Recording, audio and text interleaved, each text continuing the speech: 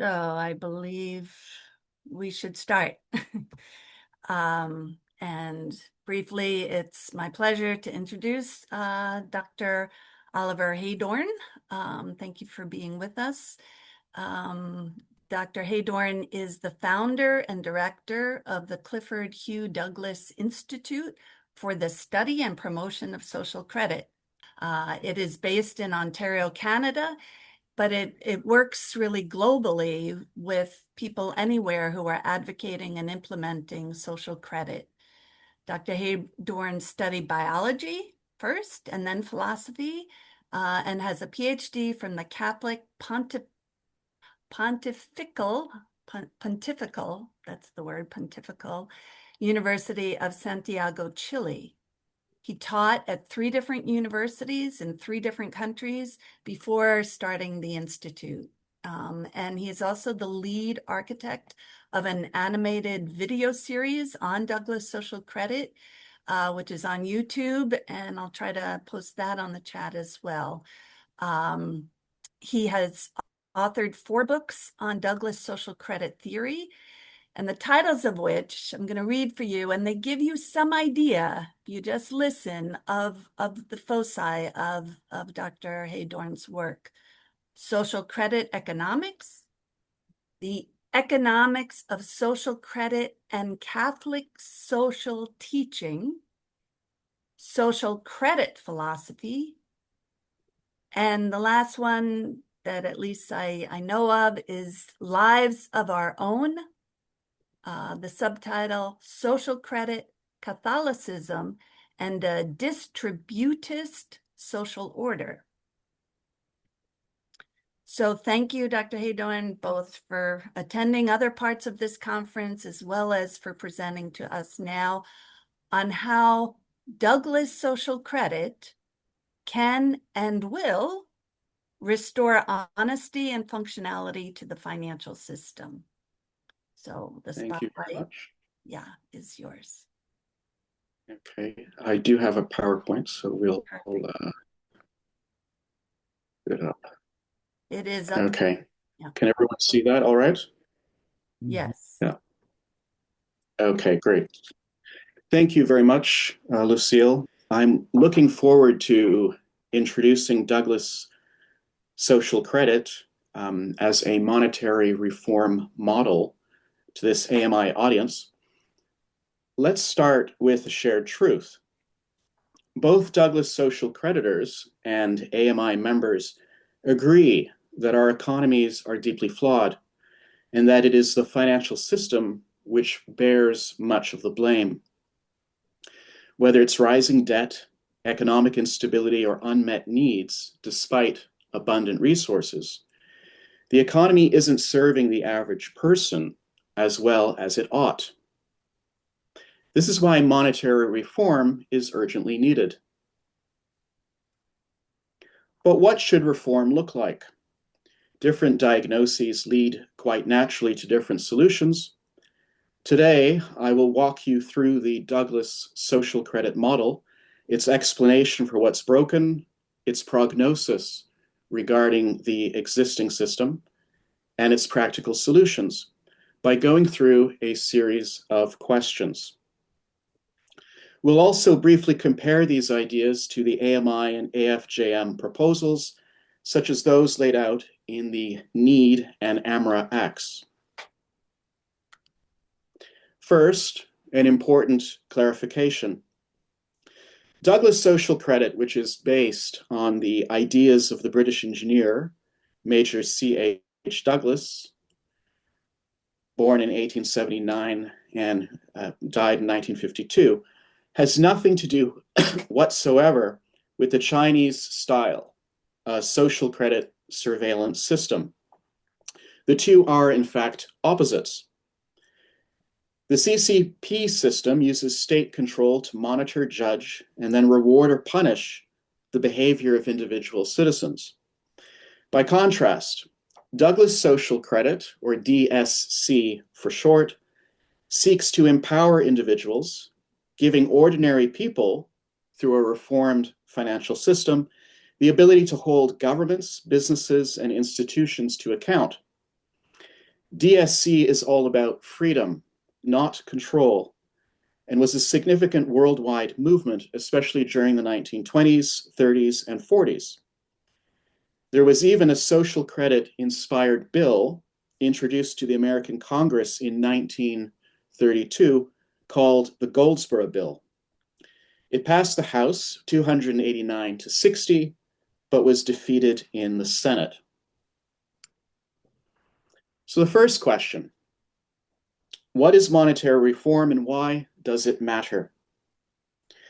When we talk about monetary reform, we are talking about changing some aspect of the current financial system, or even about replacing the existing system with an entirely new system.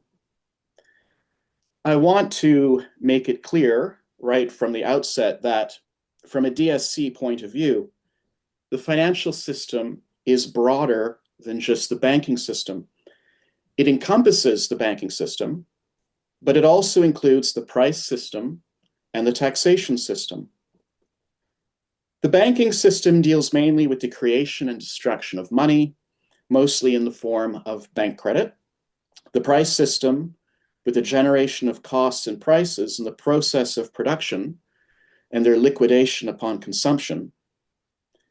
And the taxation system with government expenditure and its recovery through taxes.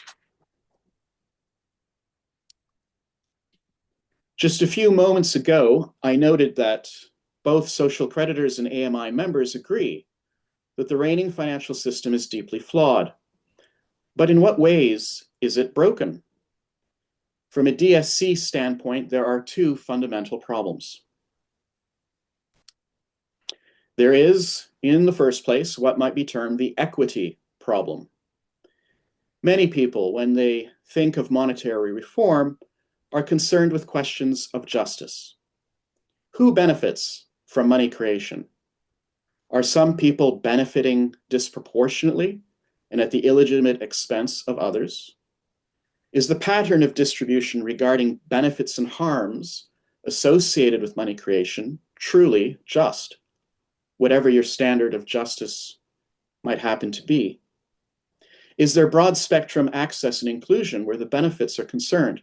In other words, whatever the financial system does it do it fairly? Is it a just system? The second problem is more technical and pragmatic in nature, and I will refer to it as the functionality problem. How well does the financial system fulfill its true purpose? Does it achieve what it is supposed to achieve in an effective, efficient, and reasonable manner?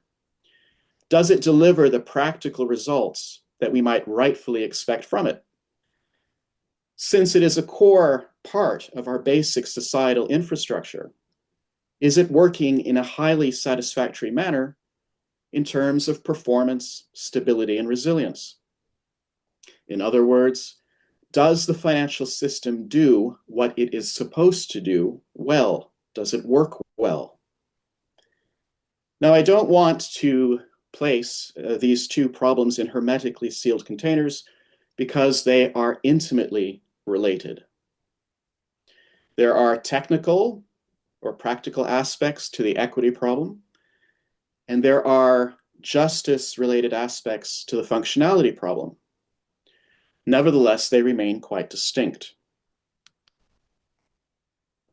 DSC does not downplay the gravity of the equity problem, but it nevertheless regards the functionality problem as the more fundamental issue. Why? Because solving the equity problem according to some abstract standard of justice, such as strict equality, or from each according to his ability to each according to his need, or a strict meritocracy, etc., will not necessarily address the functionality issue and could even make things worse. What good is it to have what is deemed to be justice, a just distribution of the harms and benefits associated with money creation, if your financial system doesn't work very well and everyone is living in poverty as a result?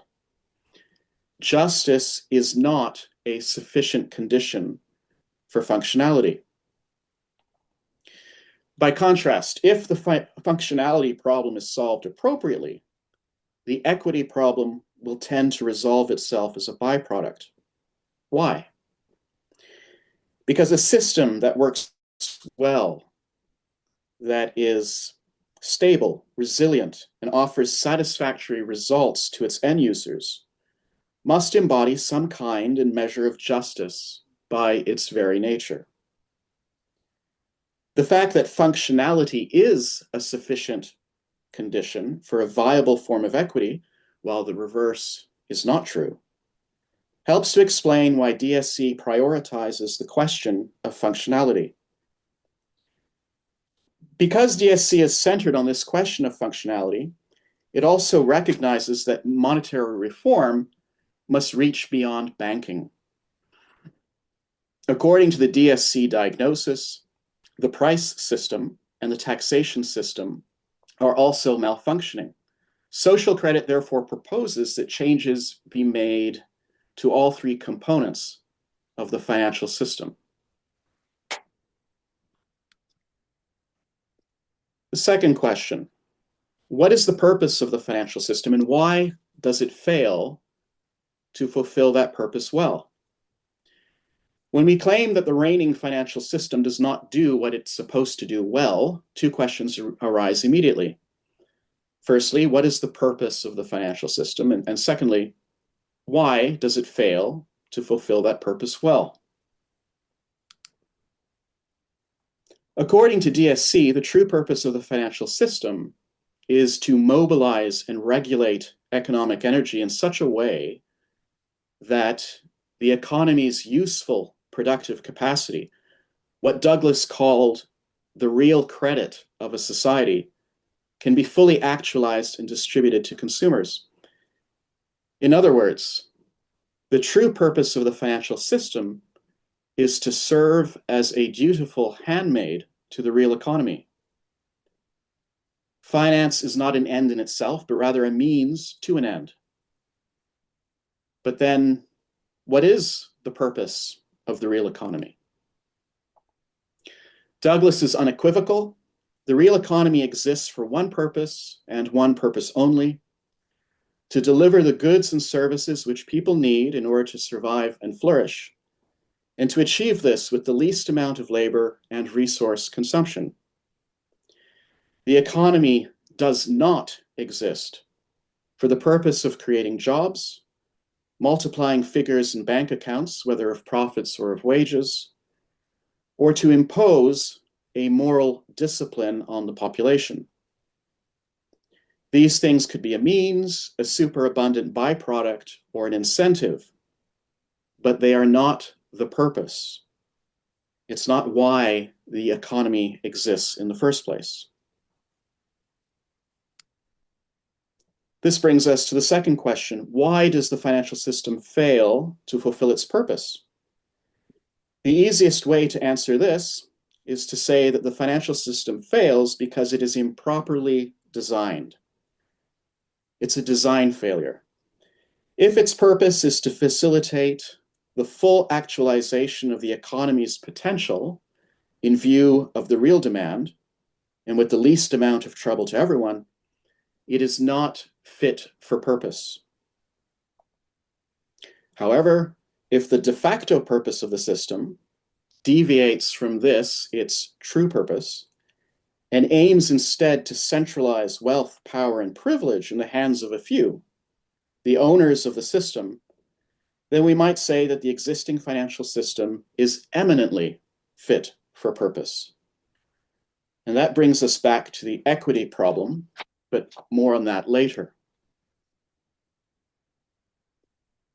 Proper design requires that the financial system should be an honest system. That is, it should be a system that paints, in the abstract world of numbers, an accurate picture of the concrete facts of the real economy.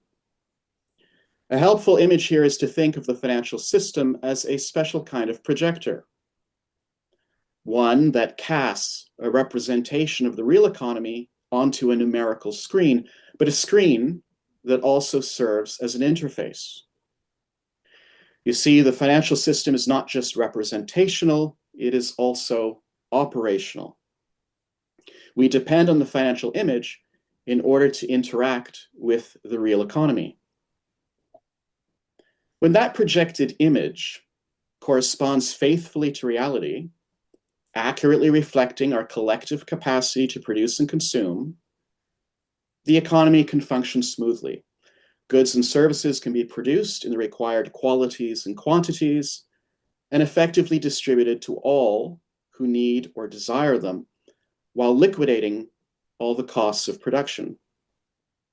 However, when that projected image fails to accurately reflect the physical economic facts, when it artificially limits our producer and consumer capacities, and then misdirects, distorts our economic activity in consequence, the economy struggles to deliver the desired outcomes. In sum, the reigning financial system fails because it is structurally and functionally dishonest. And this failure has a strong negative impact on the real economy. Question number 3. How does the current financial system fail to fulfill its purpose? We've looked at why the financial system fails to fulfill its purpose. Now let's look at the mechanics, or the how. The system, as I've said, is dishonest in its very design, but in what exactly does this dishonesty consist? The structural dishonesty or misrepresentation can take one of two basic forms. Firstly, insufficient producer credit. On the one hand, the financial system fails to provide enough producer credit to fully or adequately represent the useful productive capacity. That is, there is an artificial scarcity of money in view of the economy's productive potential. And secondly, insufficient consumer income. On the other hand, the financial system fails to provide enough consumer income to represent, at remunerative prices, the value of what is being produced. That is, there is an underlying artificial scarcity of money in the form of consumer buying power in view of the flow of real wealth. As a result, production and consumption are both artificially hampered. On the level of production, there are innumerable cases where there is, on the one hand, some legitimate need for food, shelter, healthcare, infrastructure, etc. And on the other, the natural resources, labor, technology, and know-how to produce the good or service that would meet that need. And yet, production does not occur. Why? Because the present financial system can't or won't create the money needed to catalyze that production, and so many legitimate needs go unmet. In this case, the financial system does not accurately reflect the useful productive capacity. A simple example can illustrate the problem. Suppose an economy needs to produce 200 billion of goods and services each year to meet basic needs. However, under the current financial system, perhaps only 150 billion in producer credit is issued, so only 150 billions is actually produced. The population goes without the additional 50 billion in goods and services that could easily have been provided. In this case, the financial system has failed to represent the real capacity of the economy in the form of sufficient producer credit, and its productive function has been significantly hampered. On the level of consumption, Douglas claimed that the price system registers the buildup of costs and hence prices at a faster rate than it distributes incomes with which those costs can be met. Money is spent by businesses on raw material, labor, real capital, machines and equipment, etc. And costs are incurred. But only some of these payments are transformed into consumer income in the form of wages, salaries, and dividends. As a result, the flow of costs and prices is not in an automatic balance with the flow of incomes. For example, let's imagine, and this is a contrived example, that the economy produces 100 muffins per year, and each muffin needs to be sold at 1 penny in order to recover all costs and return a profit. Because of the way the system is structured, perhaps only 60 pennies are automatically, and that's the key word there, automatically distributed to workers in the form of income. With that income, the public can only buy 60 muffins. Unless additional income is found, 40 muffins go unsold, bakers cannot recover costs, and businesses risk collapse. What has been produced in physical terms cannot be paid for in financial terms because the system has failed to represent with sufficient income the value of what has been produced. This is dishonest accounting that systematically hampers the consumptive function of the economy. So money in the form of credit is being created and destroyed all the time. And as it's being created and destroyed, costs and prices are being generated faster than incomes are being distributed. And in the social credit world, we refer to that as the gap. And we have a quote here from Douglas's 1932 book, The New and the Old Economics. He says, under certain circumstances, almost universal in modern industry, purchasing power cannot be equal to prices if purchasing power and prices are both considered as a flow.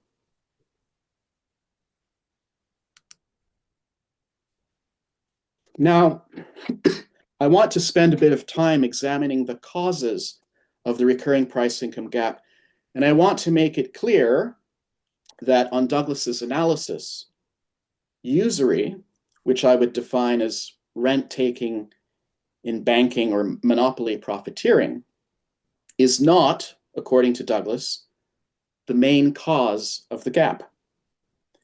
The alleged truth of the debt virus hypothesis, according to which people have to borrow more money to pay for the principal plus interest of past debts because banks don't create the interest, is a gross exaggeration.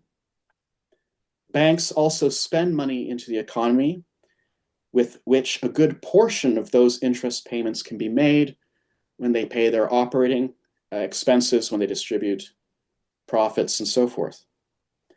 Profit making, savings, the reinvestment of savings, taxation, and deflationary bank policies can all play a role, but the primary cause behind the gap lies in how the existing financial system registers technological labor displacement, the replacement of human work and production by machines and tools, or real capital.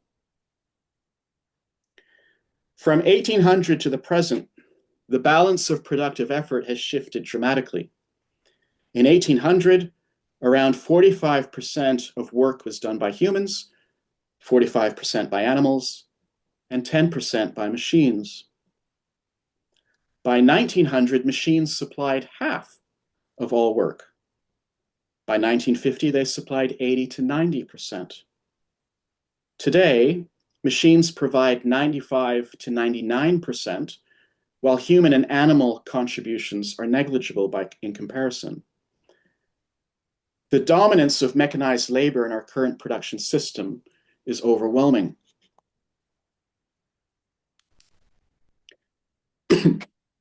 Now, the financial system designed in a pre-industrial era struggles with modern capital dynamics. Under current cost accounting conventions, not all production costs become consumer income. Labor costs, call them A, like wages, are distributed as consumer income, but capital costs, call them B, such as equipment replacement, maintenance, or capital loan repayments, must be recovered in prices without fully circulating as income in the same period of time or at all. Businesses set aside funds for depreciation to repay loans, yet the income distributed via capital production falls short of covering those costs. To remain viable, businesses charge A plus B in prices, but only A is fully distributed through the same process as income. This mismatch creates a structural purchasing power gap, as A alone cannot buy A plus B. In other words, the system records various financial costs, but it does not ensure that there is enough consumer income automatically issued to meet the resulting prices. This built-in imbalance means that reforming banking is not enough. The most significant problem with our financial system lies in the price system. To avoid any confusion, the gap in question is an underlying gap, not always a visible or de facto one. The system employs many compensatory methods: business expansion, government spending, consumer debt, exports, to fill it. But these measures only mask the imbalance, and when they fail, the gap resurfaces. There is a second problem that arises from the financial and economic misreading of technological labor displacement, the phenomenon of technological unemployment. As machines replace human labor, fewer work hours are needed to supply all necessary goods and services. This results in some people being thrown out of work, technological unemployment. This should register as a gain. Why? Because it means society can produce everything we require with less and less effort, freeing people up for leisure, culture, and innovation. But under the current system, these gains are not realized. Technological unemployment is actually converted into a liability, and I'll explain how. For the current financial system, laboring under the price-income gap, unemployed workers appear as unused resources who can be reabsorbed into production in order to sustain the increased growth and debt that are necessary to fill the price-income gap. For the economic system, unemployed workers are people without incomes. And because income is tied, for the most part, to employment under the prevailing policy of full employment, jobs must be created for them, whether or not those jobs are actually needed or useful. This produces a kind of double bind.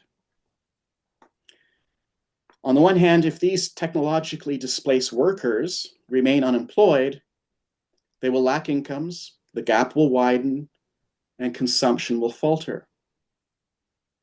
On the other hand, if full employment is enforced as part of a gap-filling exercise in order to prevent economic stalling, many useless, witless, redundant, and perhaps even destructive jobs must be invented simply to provide incomes. Either way, the gains of mechanization are lost. Instead of reducing the need for work, technological advances intensify the demand for work under the current financial and economic systems. And the problem grows worse with time. The more machines displace labor, the smaller labor costs become relative to capital costs, and the larger the price-income gap becomes. Douglas's central insight is that this is not incidental but structural. A gap-creating financial system wedded to a full employment economic system cannot coexist harmoniously with increasing technological efficiency. The result is a civilization trapped in a catch-22. We can have gross scarcity amidst abundance or potential abundance, or we can have a situation in which the more efficient our labor becomes with the help of machines, the more absurdly we must be compelled to labor, thus undoing the whole purpose for introducing machines into production in the first place. And I have a quote here from a speech that Douglas gave before the King of Norway in 1935. The speech is Money and the Price System. And he says, so long as people demand of us that we must solve the unemployment problem, while our best brains are, in effect, endeavoring to increase the unemployment problem, it is obvious we shall get nowhere. Question number 4. What are the financial, economic, and social consequences of this dishonesty? As we have seen, the current financial system does attempt to balance the price system out, but it does so in the main by constantly increasing government, business, and consumer debt. In other words, some sector of the economy is expected to borrow additional money into existence in order to balance the flow of consumer incomes with the flow of consumer prices. Otherwise, we have a recession or worse. But this solution is also a violation of the principle that the financial system, in the image it projects of reality, should accurately reflect reality. Why? Because whatever has been produced has already been paid for in physical terms. Otherwise, it would not exist. That is to say that the community has already turned over the raw materials, the labor, the use of the real capital, etc., all that was necessary to bring the goods and services into being. If the financial system accurately reflected reality, if it were an honest system, then it would enable us to consume what we have produced by automatically giving us sufficient income to distribute all goods and services and to liquidate once and for all the costs of production. Instead, the system can only fill the gap by putting us further into debt individually and collectively. We are given more buying power with which the surplus goods and services can be purchased and costs covered, but only at the cost of mortgaging our future incomes in order to service mounting government, business, and consumer debts. Now, this way of dealing with the gap, because it doesn't reflect reality, provokes or intensifies a vast number of further problems. We are basically dependent on forever increasing society's aggregate debt in order to achieve a balance, some kind of equilibrium in the price system. But it is an equilibrium that is A, exogenous, B, non-liquidating because it incurs additional costs, that is debt, in order to meet costs, and C, increasingly unstable. The resulting problems are so varied and so deep that I cannot do them full justice here. Instead, I want to focus on one problem that is particularly relevant to the present framing of the monetary reform issue, and then I will offer a short list of the various symptoms of dysfunction that are heavily implicated in the insane proposition that we can borrow ourselves out of debt. The first matter that I want to discuss is related to the equity issue that I referenced at the very beginning of the talk. Who benefits the most from the creation of the money supply, and under what terms? And I want to point out that most of the usury, most of the economic rent-taking and banking is due to the long-term debt on which compound interest is charged that is used to fill the recurring price income gap. If there were no gap, if we did not need to fill it with additional long-term debts, banking would not be as profitable as it is. Filling the gap with debt is a windfall situation for the banks. It transfers wealth, power, that is control over policy, and privilege from the bottom 90% to the top 10% of society, centralizing these in the hands of a few, the owners of the system. Beyond that, relying on debt to fill the gap is intimately and heavily implicated in the following symptoms of financial, economic, and social dysfunction. So, the boom and bust cycle, constant inflation, mostly cost push, but also demand pull, the misdirection of economic resources, economic inefficiency, waste, and sabotage, alongside forced economic growth and built-in obsolescence, an ever-increasing mountain of societal debt that is in the aggregate unrepayable, recurring financial crises, heavy and often increasing taxation, wage and debt slavery, forced migration and cultural dislocation, unnecessary stresses and strains, social conflict, environmental degradation, and international economic conflict leading to war. The debt money system, in conjunction with the underlying and recurring price-income gap, becomes a corrosive, entropy-producing force that threatens the long-term survival of this civilization. So that brings us to the fifth question. What needs to be done to fix the financial system so that it will function well? The whole purpose of the Douglas social credit proposals is to redesign the financial system so that it accurately reflects reality. If finance is structurally dishonest, then the solution must be to make it honest. I won't say make finance honest again, because I have no intention of being partisan. And beyond that, it's not even clear whether finance has ever been fully honest in modern times. But if we can make finance honest, we can restore its full functionality. And we have another quote here from Douglas. For instance, I have no doubt whatever that there is one single test which can be applied to any financial scheme which is put before you for your consideration. And that is whether it represents reality. Just as we know that the fundamental falsity of the present financial system is that it distorts and perverts reality. So how do we make finance honest on Douglas's view? There are three main ingredients in his recipe. Firstly, credit should function as a utility that is both privately and publicly administered and publicly regulated. The key issue is one of policy. Does the financial system serve the common interest, as societal infrastructure should, or does it serve the interests of an oligarchy? The former is a democratic policy, the latter a despotic one.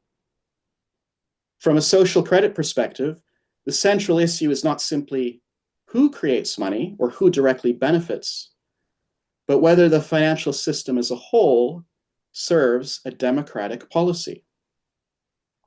A government monopoly on money creation, for instance, could still serve oligarchic interests if the state has been captured by those interests. Likewise, private competition could, in some cases, better serve the public interest than a public monopoly. Douglas therefore proposed a hybrid system.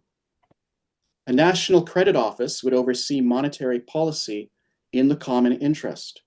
It would maintain a national balance sheet to underwrite the creation of credit for production in line with the useful productive capacity, and a national profit and loss account to justify the creation of additional debt-free credit to fill the recurring price-income gap in favor of consumers.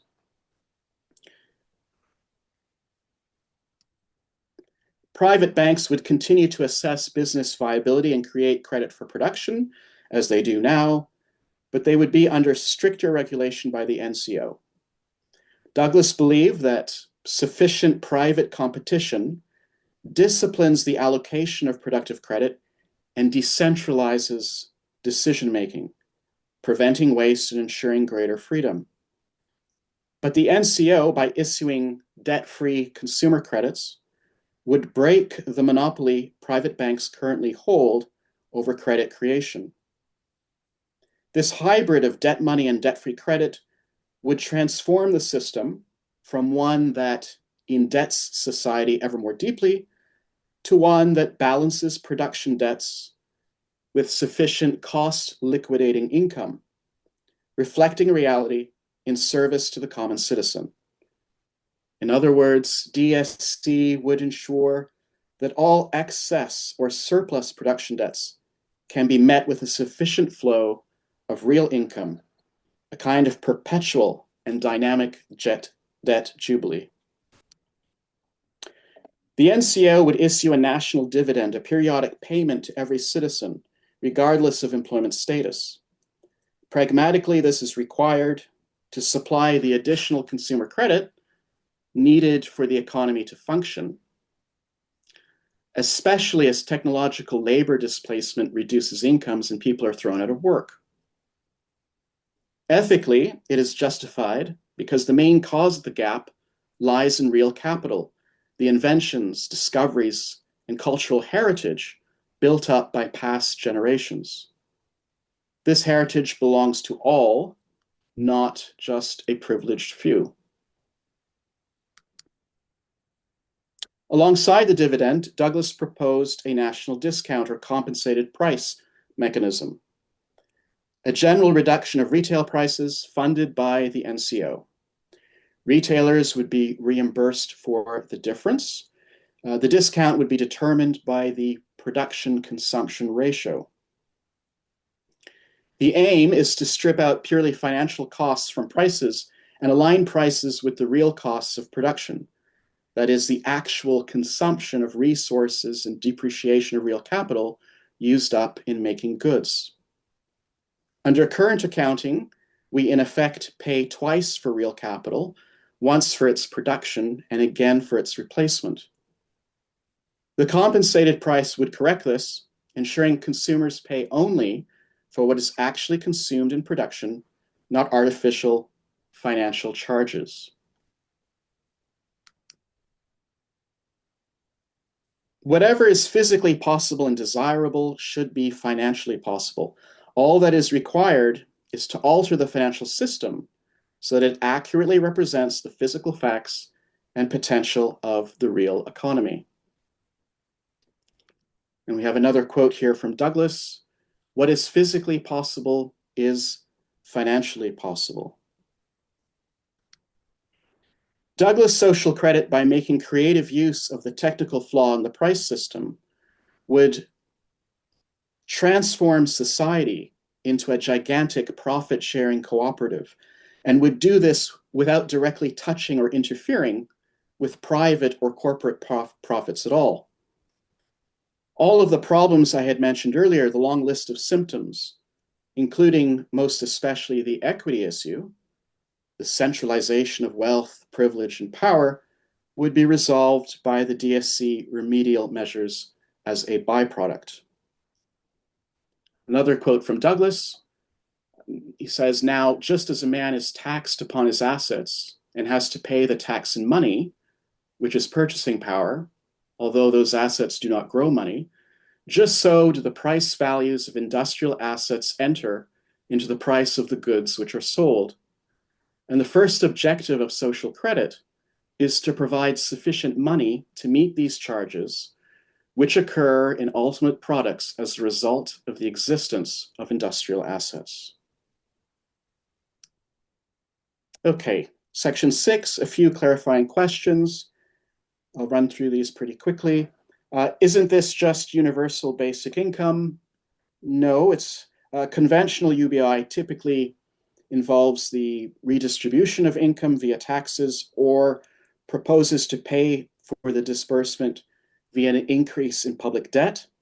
Social credit proposes creating new credit, debt-free, in line with real production in order to balance the flow of income with the flow of prices. Second question, would this be inflationary?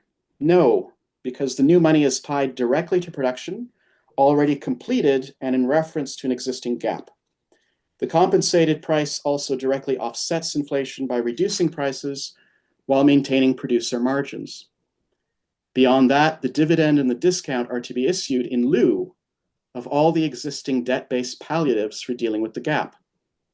In other words, excessive government borrowing and business borrowing for excessive or redundant production and programs or capital production for export, as well as consumer borrowing involving the creation of new credit, would all have to cease. They would no longer be needed.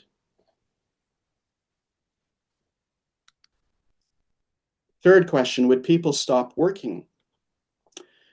The national dividend mechanism has a feedback loop that could serve as a regulatory mechanism. If too many people stopped working, production would diminish. If production diminishes, the aggregate gap gets smaller and the dividends decrease, making it harder to live off of the dividend alone, and thus indicating the need for increased employment to deliver the goods and services that people want. Fourthly, is this socialism? If socialism means government or state ownership of the means of production, a command economy, a welfare state with a large bureaucracy and heavy taxation, the answer is no. Douglas social credit preserves private property, free enterprise, and individual choice. It simply ensures that the financial system accurately reflects reality for the benefit of everyone. Thus, it is not a species of laissez-faire capitalism or neoliberalism either. Fifth question, how would public production be handled? Insofar as there is real demand for public production, which is production that cannot be provided adequately by the market, the government could borrow at the costs of administration sufficient producer credit from the National Credit Office on the basis of the national balance sheet in order to finance that production. Tax revenue could then be collected to pay off these public debts. There are other ways that this can be done.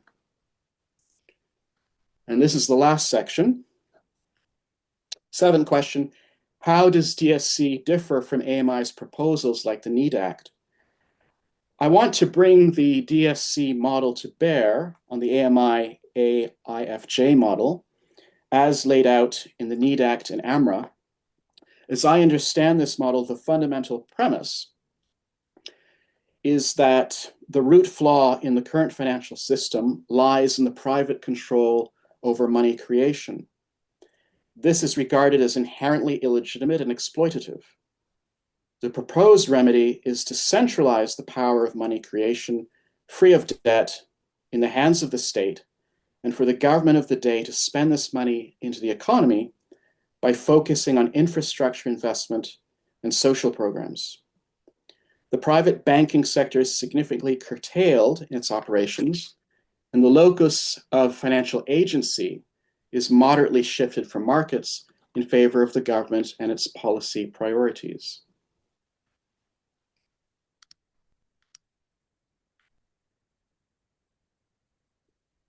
This approach is perhaps best categorized as a dirigiste or technocratic public money model, wherein social equity and macroeconomic stability are pursued through top-down intervention and a certain degree of centralized planning.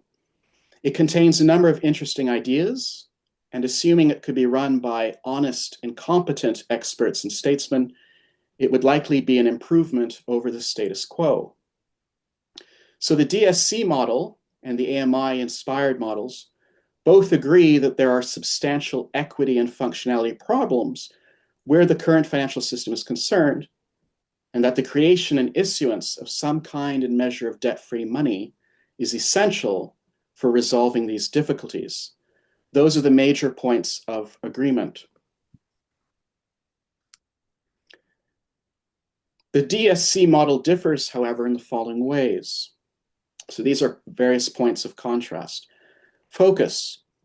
Unlike some readings or interpretations of the AMI model, which seem to prioritize the equity problem and see functionality as dependent on the restoration of institutional justice in the banking system, the DSC model is focused first on the functionality problem, seeing equity in banking as something that will be largely addressed as a byproduct of solving the functionality issue.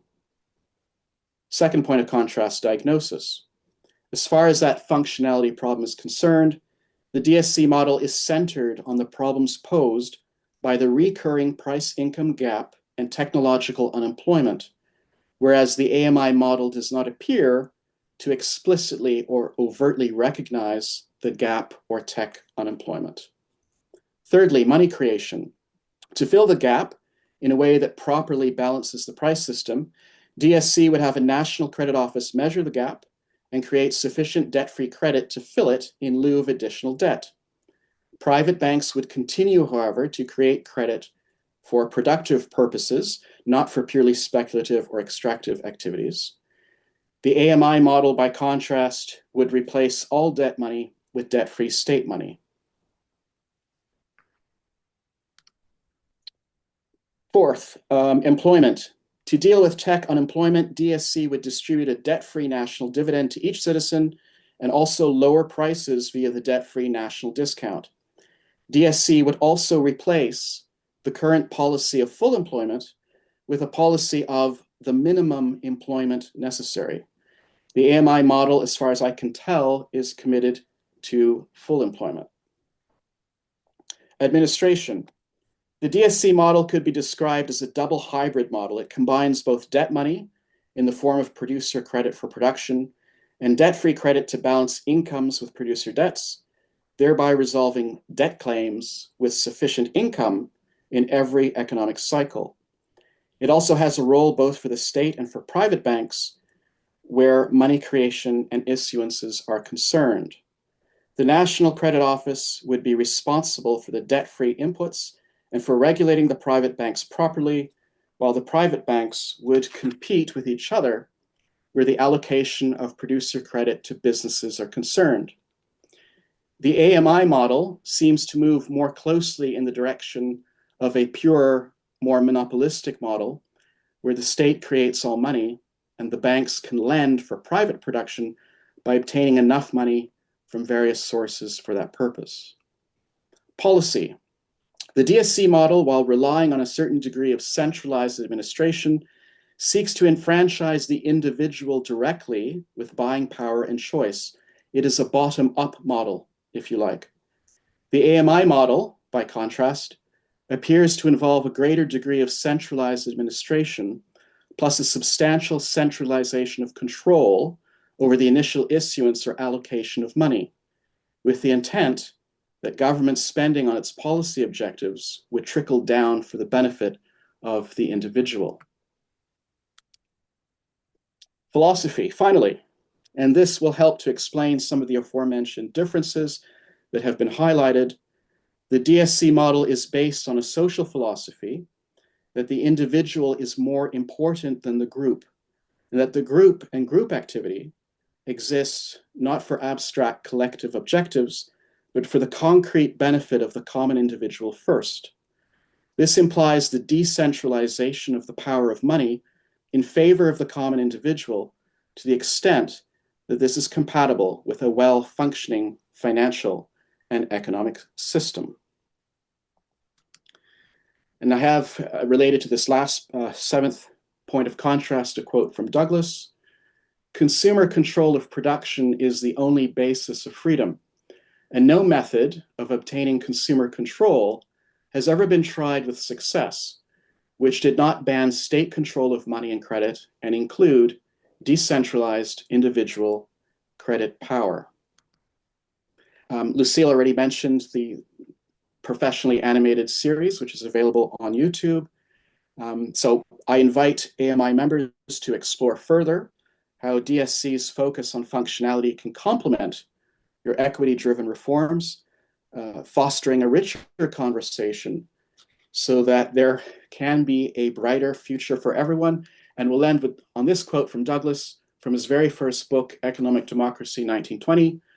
The whole promise of a brighter, probably a very bright future for the world lies in doing the best possible things in the best possible way. Thank you very much.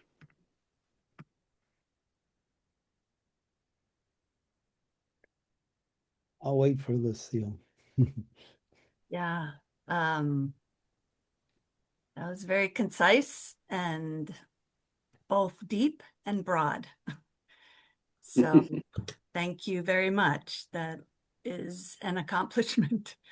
And there are hands raised already, so I will forego my questions and let those get in. And Stephen, maybe though you could guide is. Yeah, maybe let's go with Nikki, because I'm going for people who haven't. I see Peter there who hasn't. So Oliver, I like what you said. And at 11 o'clock this morning, this is Eastern time here in the United States of America, I had put in a template. And if you just click on that template for $1 million, and there are 62 people, 63 people right now on the program, you see how much $1 million could be, or, how $1 million can come from the Federal Reserve System by going directly through a local bank, and how much the people in seniorage would have to pay of the 62 of us or 63 of us that are now on the call. So if you want to share that template on your on the screen and just change the number of participants, you'll see right there the mathematics are already there. Okay, we'll need a with the little current system of the current cost of printing notes Nikki, you directly might want to through make sure the template opens. Say again. Make sure the template opens because I had trouble. Oh, you have trouble? Oh, okay. Well, Okay. the template I is did open on too. my screen. That's not a question directly for Oliver. So we'll look at the template and we'll keep going right now. Well, I think it will help his presentation by presenting it, when he does it again. I yield. Thank you. Okay, thank you, Nikki, and we appreciate that. And we're always learning. Peter Winslow is on the screen. Good. Peter. Thank you. Thank you, Lucille. Thank you, Stephen. And thank you so much, Oliver, for a really wonderful presentation and a compelling argument. My question here is a little bit parochial from the vantage point of a public bank. Uh, in the scheme that you're describing, and in terms of an interim step to get to a more full design of the financial system. Can you speak to the role of a public bank as perhaps being serving as an NCO in its jurisdiction, or otherwise advancing Douglas social credit? Mhm.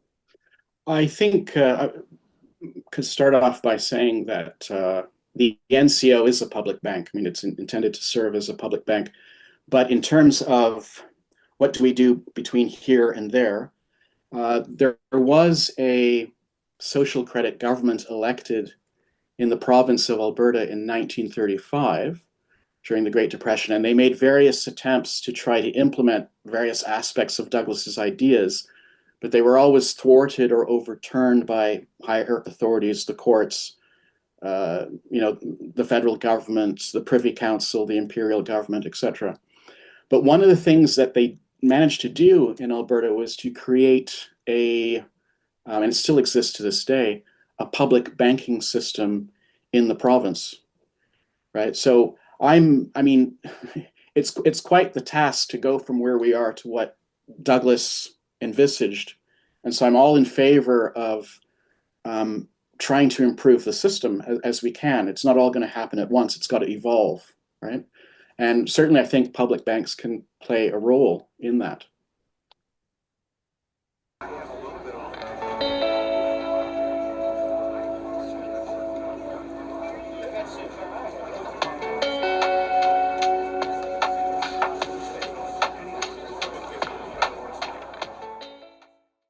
Okay, so that was a very short break, but we have a good 15 minutes. So Jeff and Dr. Heydorn, maybe even if Jeff, you have a comment for Oliver, and Oliver, if you have a comment for Jeff, and then we will move on to as many questions. No, I mean, welcome what Oliver shared with us and subscribe to it all, apart from him saying that it wasn't a basic income. I mean, you differentiate the proposal from basic income by saying basic income is tax or debt funded. And of course, there are some schemes that are like that. I mean, my friend Malcolm Torrey and Stuart Lansley have both created schemes, UBI schemes, which are tax funded. But there was a reason for that. The reason is to try to get in the thin edge of the wedge, if you like, to be able to say to the present political administrations, look, there is a version that is revenue neutral. So, but in my own writing, certainly it's equivalent to what Douglas says, that you'd have a basic income funded by debt-free sovereign money. But this curious thing to me actually is that Keynes, as you probably know, is rather derisory of Douglas, and then the closing pages of the general theory, he sort of puts him down without any rationale. It's just some kind of emotional rejection from Keynes to Douglas. So I've never figured out why that is. I think it's mainly because Keynes, of course, was trying to argue for wage. He's arguing for wage as income, and that wage was an expression of demand and not just a cost of production. So he was seeking to turn neoclassical theory on its head, which is why he didn't welcome a sort of a non-wage proposal from Douglas. But that's my only guess. Yes, Keynes actually had been present when C.H. Douglas provided evidence before the British Macmillan Committee. I think that was 1930. And we have the record of their discussion. Keynes was asking certain questions and Douglas was responding. We tend to think that Keynes went down the road he went down because the idea of giving individuals money and therefore independence and freedom through the national dividend was one step too far as the powers that be were concerned. They couldn't countenance something so radical. And so Keynes, in effect, he finds another way of filling the gap through government spending. With regards to the basic income thing, I suppose one of the reasons, in addition, that we are not inclined to call the national dividend a universal basic income or to put it under that rubric is that it depends on the size of the gap. So it's not, the national dividend is not guaranteed.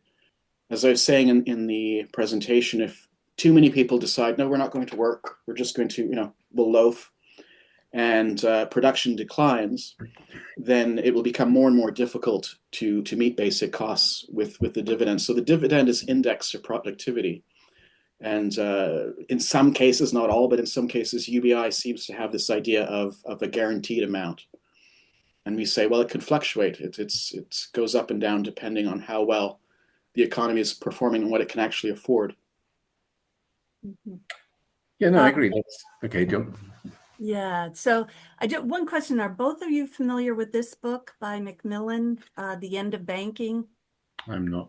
Neither of you?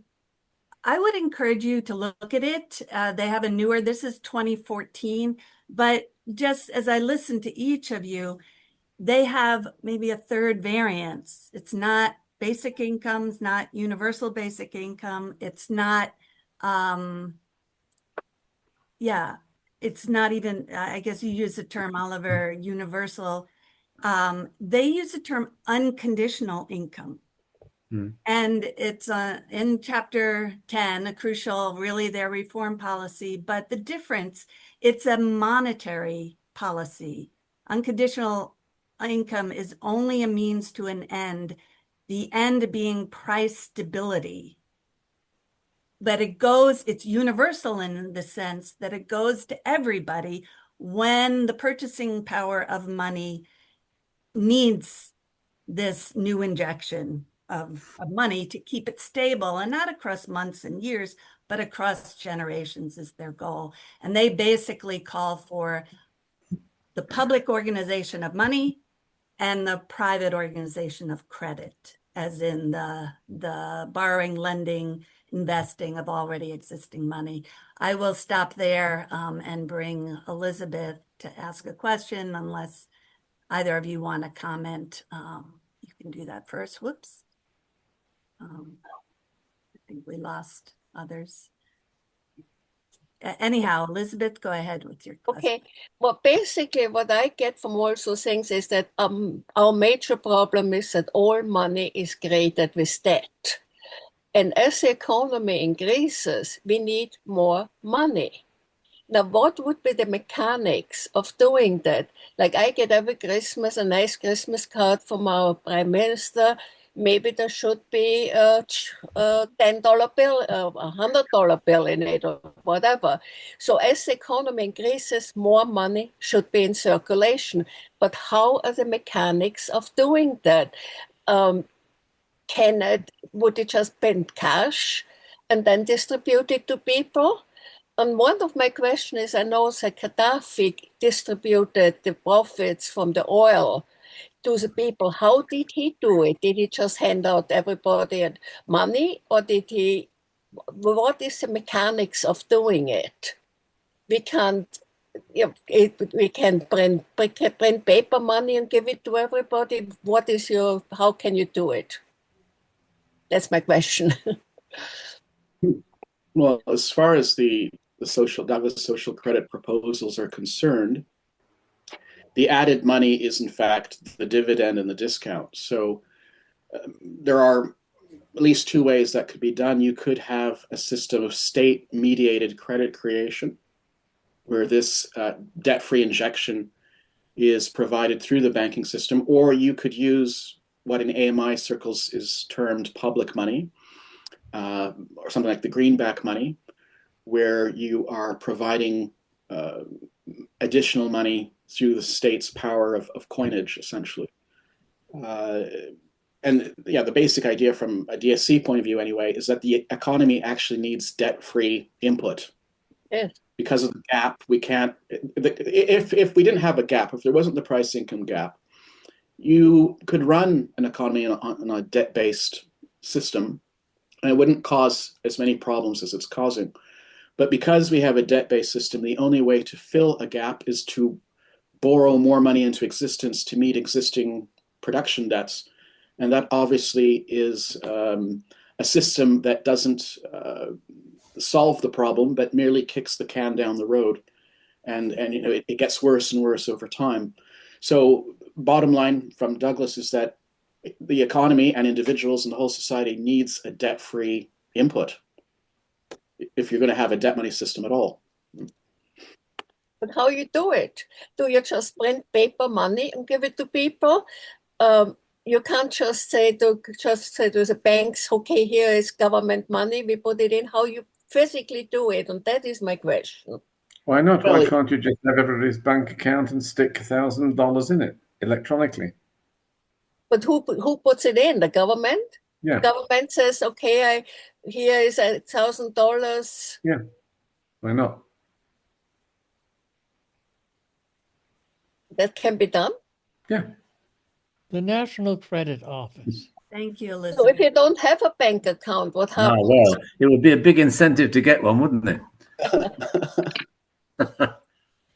Thank you, Okay. Elizabeth. We will jump ahead to Ellen and then John and Joe. Thanks. I appreciated both of your presentations. Thank you very much. My questions are for Oliver. Great to meet you by Zoom. I've studied your work quite a bit. I just want to say one thing to Elizabeth. Our government has done that, and what they did was send out basically debit cards that were worth a certain amount. So whether or not you had a banking account, you could use this debit card and cash it out. So my questions are, what I've never understood was B. If B is capital expenditures, it seems to me that they still are going to somebody. They're going to producers. They're going to pay the rent on the equipment or whatever. And so that's somebody in the economy who could then spend the money. So that's my first question. My second question is, you mentioned that private banks would still be creating the credit as they are now, but that it would be limited to productive purposes, not speculative purposes. Well, we'd like to do that too in our public banking models, but I don't know how you would actually implement that. I mean, how does a bank know what somebody is borrowing the money for? And even if the if they go to great lengths to find out, how do they know what it's going to be invested in or whether that's going to be a productive investment? Anyway, those are my two questions. Okay. So regarding the first question, the B payments, we say that the B payments are revenue, business revenue, not consumer income. And so some of that revenue is going to be destroyed. It went into prices, but it was never converted into consumer income. Some of it could get locked into the system. So if businesses develop reserves of various kinds, the money that's going through that channel is helping to build up costs and prices, but it's not being transformed into consumer income of proper persons, wages, salaries, dividends in the same period, or perhaps not at all. This is it's a very subtle and difficult thing to understand, perhaps. But one of the examples that Douglas gives is, let's say you run a complete credit cycle. Someone borrows money, they $100,000. They pay workers to set up a factory. They then issue shares. They collect the 100,000 from the workers. The money and the debt cancel each other out. You now have an industrial asset in existence, and businesses will levy charges on that for to replace it, to maintain it, etc., etc. But the money that was involved in its creation is gone. That's past history. So his basic idea is you've got all these industrial assets that are building up that businesses are charging for, but there's no automatic consumer income on the other side of the equation to balance the costs. And so that's why you have to go and use a credit card, because your wages are not sufficient to cover all the costs that businesses have to cover in order to remain in operation. The other question, how can we, I suppose, eliminate or cut down at least on the speculative element? That is something which there are different ways that it could be done, and different social creditors have different ideas. But you could have, for example, 100% reserve system that's exogenous. In other words, private banks would be able to create credit, but then the NCO would have to back all their credit with equivalent in reserves. So if they create 100,000 to lend to a business, the NCO would have to backstop that with 100,000 in reserves. The minute that it becomes clear that a bank doesn't have a very good record, is making very risky or silly decisions, and of course we're assuming that in itself would be restricted because of legislation that we put in place. But the NCO could say, no, you're not doing what you're supposed to be doing.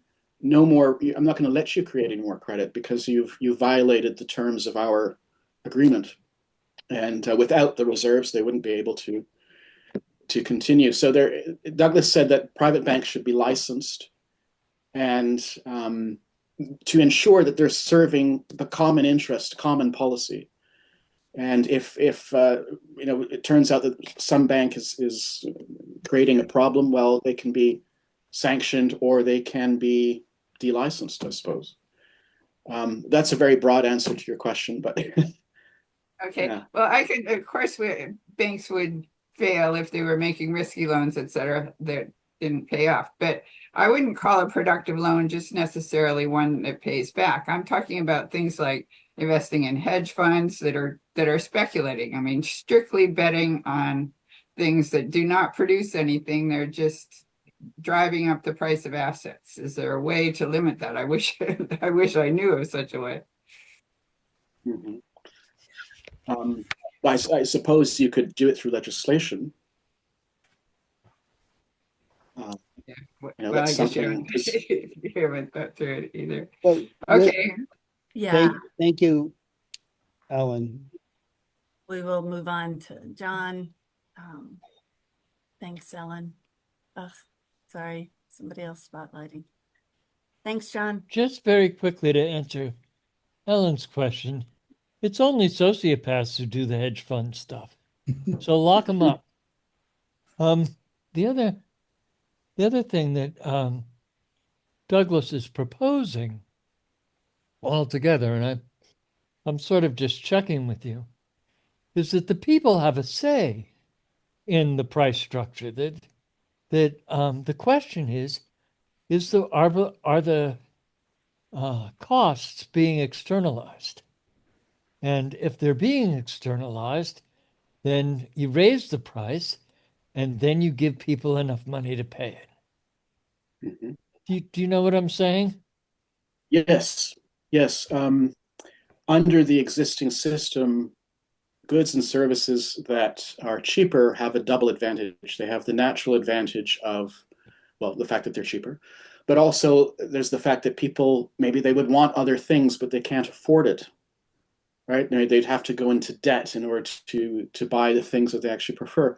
But if you ensure from the get-go that there's always enough consumer income to balance out costs and prices, then things that people can't afford now would become affordable. And we might find that people will want items that last a lot longer, that they won't go with the cheapest items with built-in obsolescence, because not simply because they're cheaper, but maybe the only thing they can afford. So it would change the whole dynamics of what they really want would be more easily reflected in their choices, because they would be sufficiently enfranchised with consumer buying power. One other little thing. Douglas was really clear that he was being political. This is a possible solution. He wasn't saying this is the ideal, but this would solve the problem. And it should be politically doable. And that the fact that he couldn't even get it done where they elected a social credit government should just tell us all something. I'm sorry, I'll stop. Jeff, do you have any comment before we move on? No, let the questions go. Okay. Is Steve, should we take there a one more? question? Yeah, is there a quick question for Jeff? Because Oliver's had two. Does someone have a quick question for Jeff? Joe, do I you? do. Okay, I do. Joe. It applies to Oliver, but it's for Jeff. Jeff, one of the versions of UBI that has been discussed is universal basic services. So that we do have a limit not on the money, but on the resources, land, labor, and capital. And as the quote we were given about providing the best possible goods applies to that we need to focus on the essential goods and services. We've got to make sure they're met first. They have to be the highest priority goods and services. And then if we have more, we have things left over, then we can use spend them on less essential goods and services. So the proposal is that the money be spent not on providing education, on health, on infrastructure, on a sustainable planet, all those things. It relates to the freedom budget. We talked about that with Les Leopold yesterday, Martin Luther King's approach. Also, one of those essentials is a living wage job, which would also help to reduce the need for UBI. And if some individuals, no matter what, need more, then you could have individual welfare. Would that be acceptable in your scheme of things? Yeah, thanks, Joe. Well, I mean, there's a lot of discussion, as you know, in our circles. I mean, Anna Coote in the UK is a great proponent of UBS. She sees it rather than UBI. But again, I mean, in the UK, we already have more UBS than you have in the States because we have a free at point of use health service. My view is, of course, this is slightly a political and philosophical question, but my view is that universal basic services can apply quite readily to health and education because most of us want the same things in health and education. If I've broken my leg, I want it fixed. If I want my kid to learn French. There's a kind of similarity. But I think that in other scopes, like what house I want to live in, what transport means I want to use, that there's more dissimilarity in what each person might choose. And I do believe in a sort of a free society where the individual is enabled to choose through a basic income rather than rather patronized by the state as to what they're going to have. And if it were free at the point of consumption, how are you going to limit the demand for it? So you made chocolate free at the base. That means I'm exaggerating a bit. Then, of course, you know, the demand become. I remember when I was a kid, you see, I lived in public sector housing. And we used to, every 2 years, those houses' front doors were painted by the local council. And as kids, we used to stand around saying, you know, what colour's our house door going to be? And they'd say, it's going to be crushed strawberry, you know, that's been decided by some bureaucrat in the city council. Most of us kids had never heard of crushed strawberry. And the point was, at the end of the day, I came away thinking, I'd like to decide what colour my front door is. So in that sense, I'm rather wary of the patronising nature implied by universal basic services beyond health and education. And I'm in favour of giving people choice with a basic income. Thank you.